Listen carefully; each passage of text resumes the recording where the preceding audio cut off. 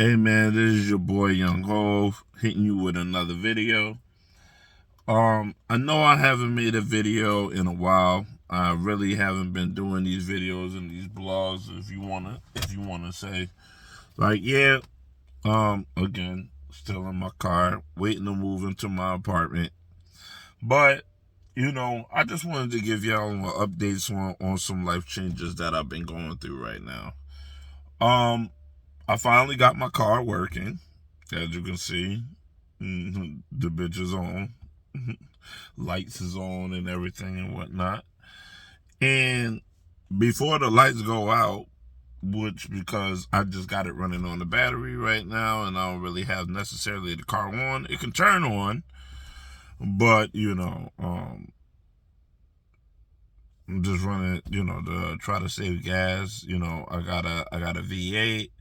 So this bitch, it burn gas, yo. It take 89, and that bitch is almost up $4 here in Florida. So yeah, your boy's been roughly sick. If the light goes on, then I'll try to find a way to turn it back on. But I've been sick, and I was in the hospital the other day, and I just been trying to heal, man. Like, I haven't really been doing good. Right now, it's just so many people from Allentown, Pennsylvania, or just Pennsylvania in general, or New York and New Jersey. And lately, I've been seeing a lot of people out here just randomly, just like if I was to go shopping or go to a store, or if I'm doing Uber Eats and I'm in traffic and I look at the license tag and I see New Jersey, I see Pennsylvania, I see New York tags, and you can tell they from New York and New Jersey. And even if they got a Florida tag on, you can tell, yo, they drive different. They drive just like New Yorkers without using a signal. They just get over or whatever. But the whole moral to the story is that there's a lot of people out here. The population in Florida in general is pretty rampant. Is pretty large, and the messed up part about it is that, rent is going up, everything is going up, this food is going up, on top of interest rates on houses. I believe it's at like 7% or something like that.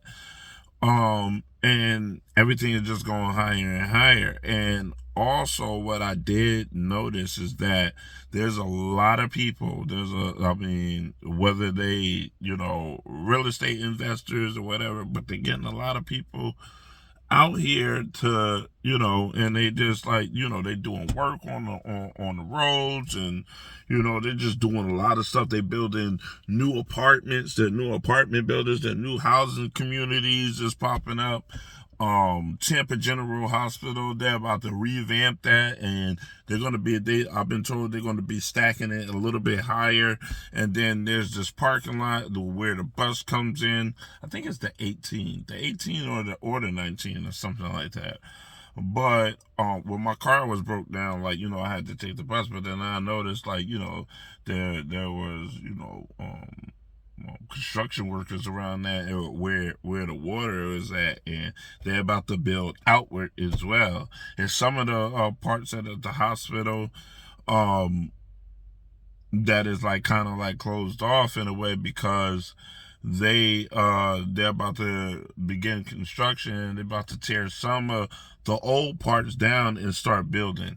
So the nurses there was just like telling me, like, hey man, they're gonna be making a few changes to fit all these people, because at the current moment it looked just like New York, like it was the pandemic all over again. They got literally people sleeping in the hallway.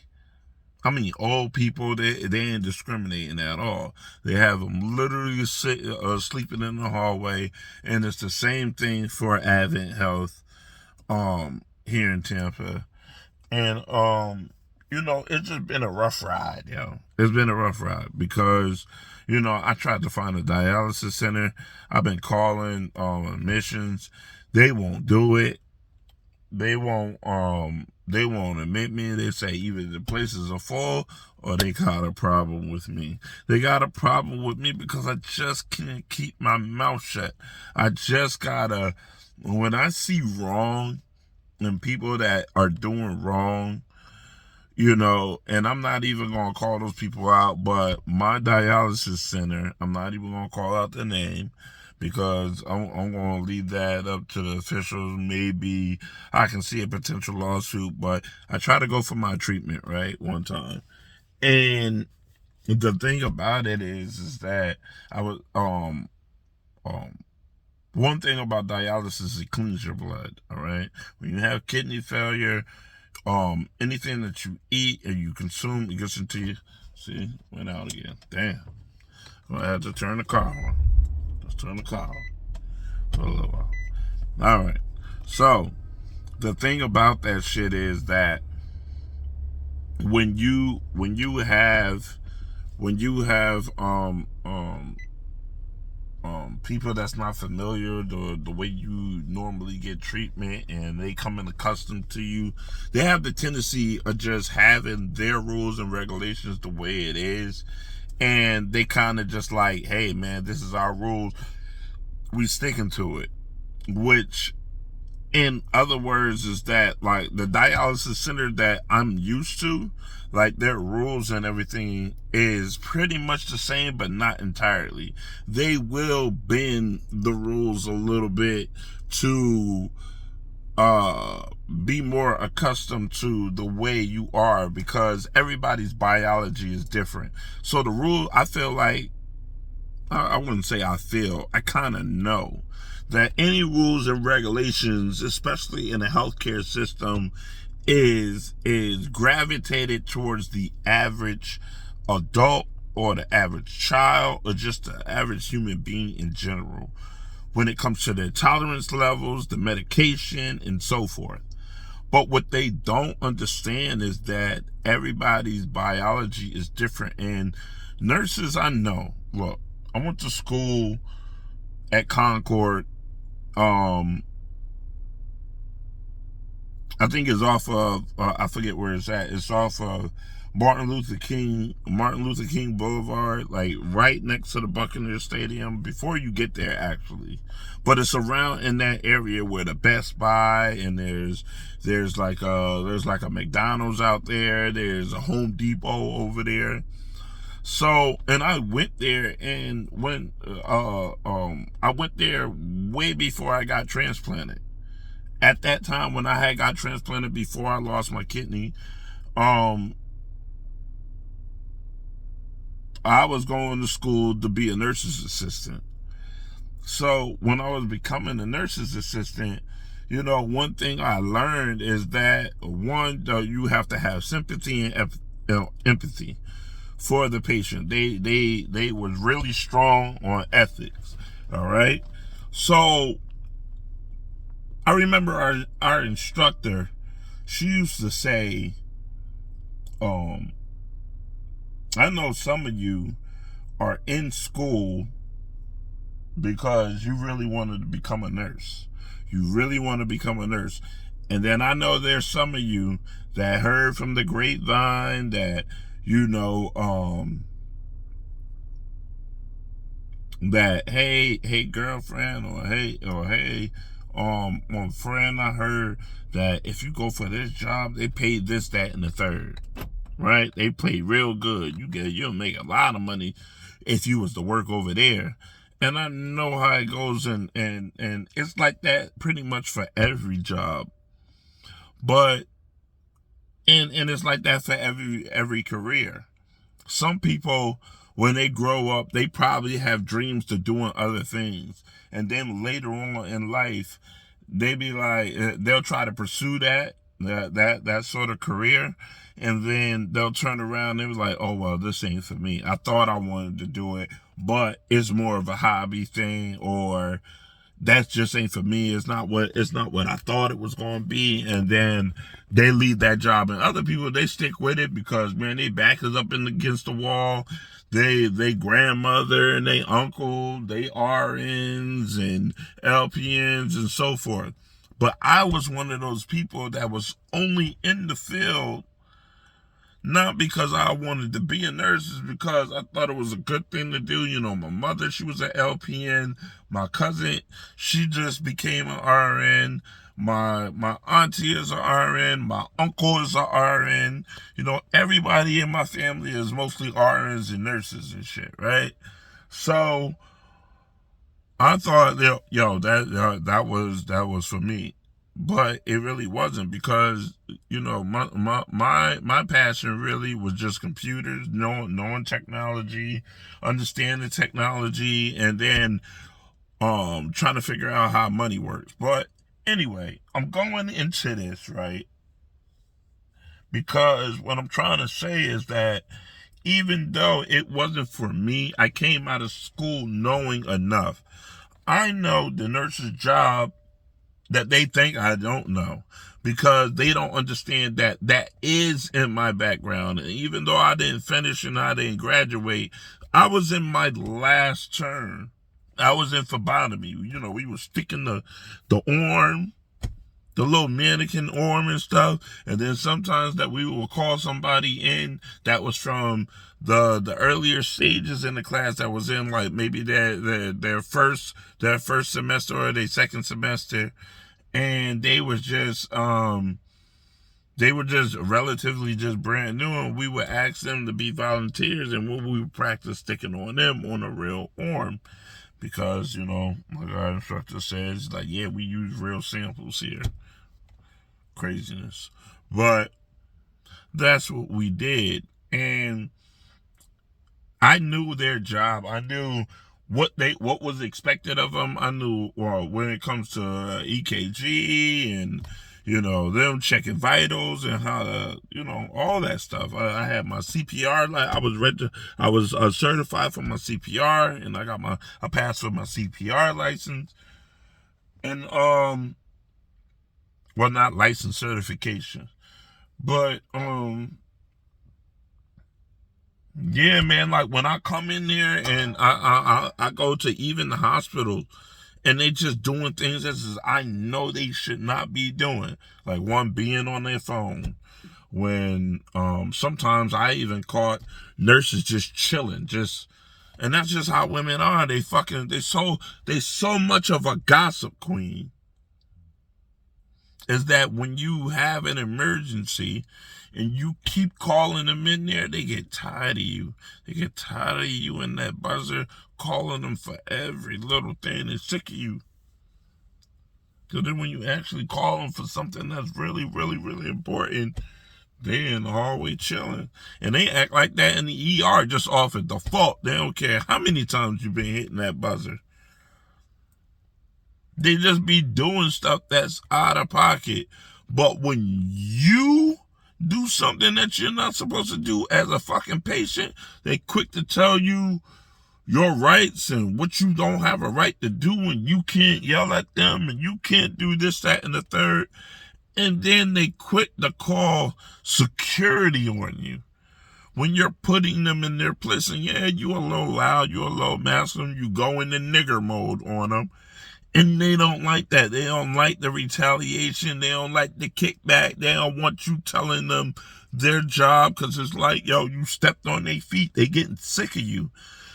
It was one time I was in the hospital and a nurse, she came in there and I was in so much pain in my stomach. And then it come to find out my intestines were swollen. Because I'm allergic to too much vinegar. I was eating salt and vinegar. And if I have too much vinegar, it can cause everything to fucking swell up. And I never knew I had this type of allergy until like later on in life when I was just getting addicted to, I didn't really like salt and vinegar potato chips, but I kept eating them and eating them. And they was like, damn, have you been eating anything with vinegar? I said, yeah. So I was in so much pain. I was waiting on the morphine.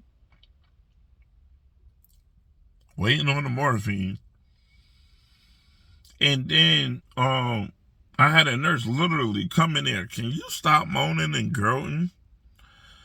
I looked at her like, if you don't get the fuck out of my room, I say you keep that same energy when you on your period and when you giving birth.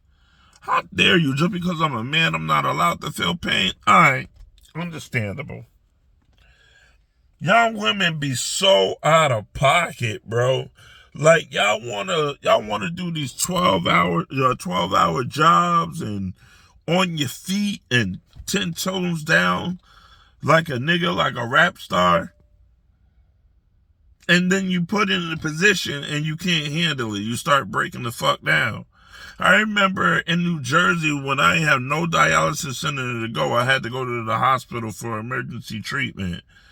And it was literally nurses outside the hospital protesting with signs. With signs. And I asked the security guard, I said, why are they outside protesting? I said, what's going on? One of the nurses like, yo, they tired of the hours. They tired of 12-hour shifts. And this was last year. This was 2023.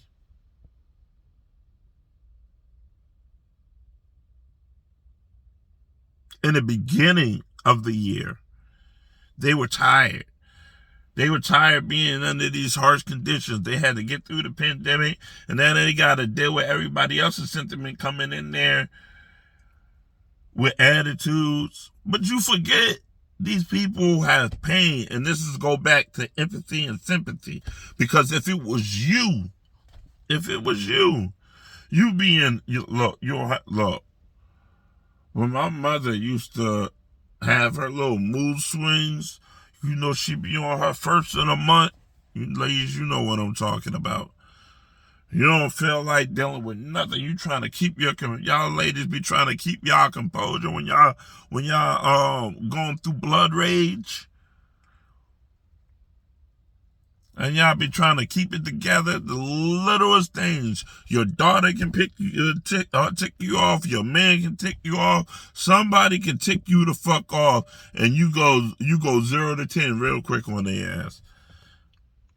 And the nigga be like, he don't know what's going on. He don't know you on your period because you keep that shit all hush. You don't even tell nobody. You don't even give nobody a heads up, a warning like, hey man, today ain't the days. I'm letting you know today ain't the day. I'm just warning you. Nah, you just snap on them.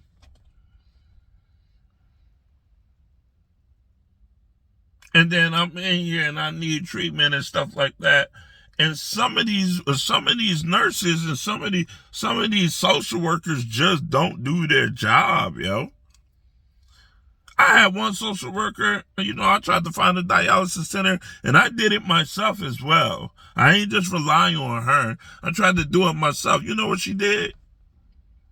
She gave me she printed out a sheet with a bunch of numbers, and then she tried to make up the lamest excuse ever.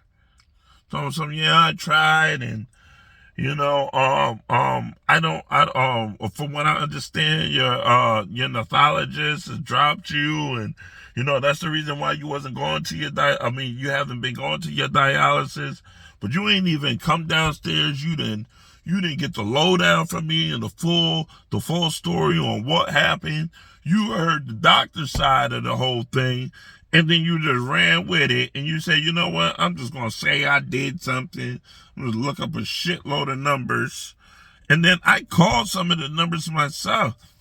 None of them, some of them numbers is not even in service. And the other numbers is out of reach. Some of the numbers is totally out of reach. They out of fucking reach.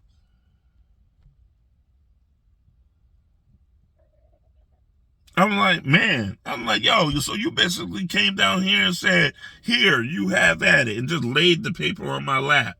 And then when I call a spade, they don't like it because it's too direct. Because they women are so used to being conditioned and being fooled, like they just live in this rainbow ass society. And then they'll tell you, hey man, I like a real dude. I like when he's real. I like when he's honest. And then we give you the fucking real. You can't take it.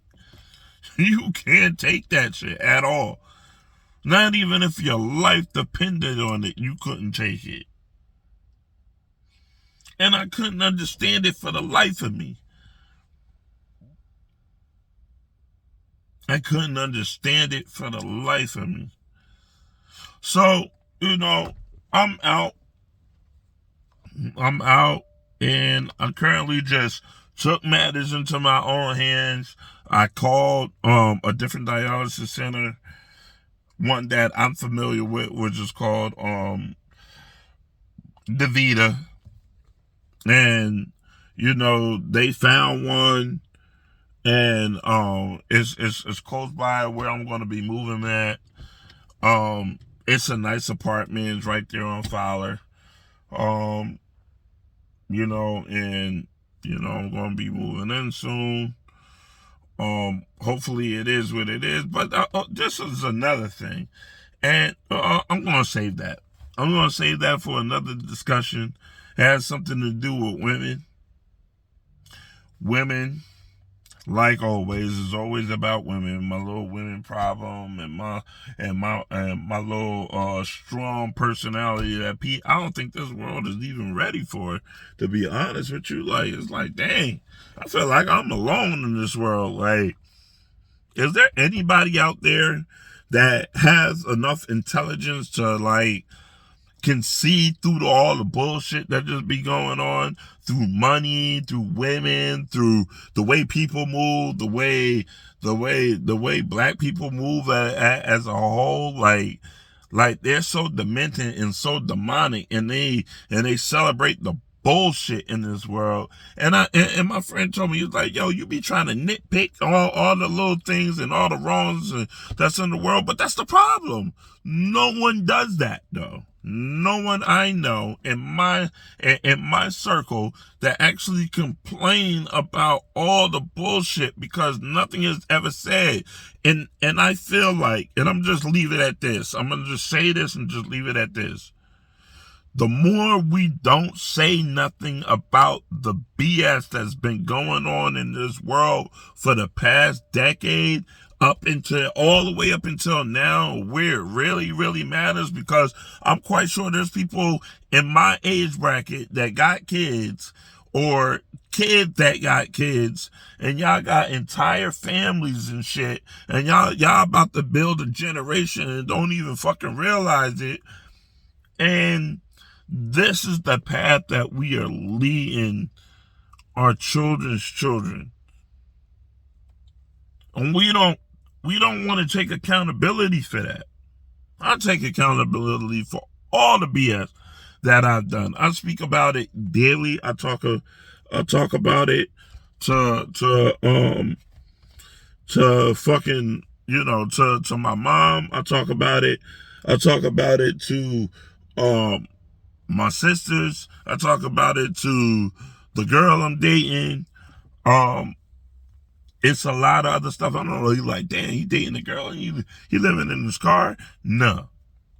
Some people don't care about that. Some people, they believe in you, and they think that, hey man, we're gonna get it out the mud together. And that's what's up. I got a ride or die, and I found one. You need to find one too. Stop looking at my shirt. Stop looking at my chain. I'm on some Anton Daniel shit. But you understand what I'm saying. All right? So the next segment, we're going to talk about women. We're going to talk about relationships. We're going to talk about money. We're going to talk about all that shit, because all that shit needs to be addressed here. And I'm going to continue to keep documenting my journey. I wasn't on it before. I was a little bit sick. Now I'm feeling better now. I'm A1. I'm ready to go. I'm ready to hustle. Let's get to this bag. Peace out. Hove out.